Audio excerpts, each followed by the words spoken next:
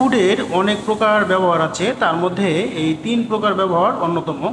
সেটা হলো, একটা হচ্ছে যে আমি আগে করতাম বা আগে পারতাম, আরেকটা হচ্ছে সম্ভাবনা বোঝায়, আরেকটা হচ্ছে খুব ভদ্রতার সাথে কারো কাছে কোনো কিছু আশা করা বা কারো কাছে কোনো কিছু চাওয়া। তো এই তিনটা বাক্য আমি লিখেছি এখানে দেখুন। আমি দ্রুত দৌড়াতে পারতাম, তার মানে কি আমি আগে খুব দ্রুত দৌড়াতে পারতাম এরকম না। তো সেক্ষেত্রে আমি তা লিখতে হবে আই। হ্যাঁ, আমি কুড, COULD, আই কুড। হ্যাঁ, run, RUN, run fast, FAST, আমি দ্রুত দৌড়াতে পারতাম। আজ বৃষ্টি হতে পারে, সম্ভাবনা বোঝাচ্ছে। তাহলে ইট কুড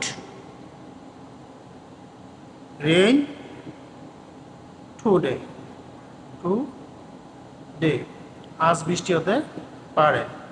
আচ্ছা, আর যদি কারো কাছে কোনো কিছু ভদ্রতার সাথে আপনি চান, যেমন আপনি কি আমায় সাহায্য করতে পারবেন, সেই ক্ষেত্রে আপনাকে কুড ব্যবহার করতে হবে।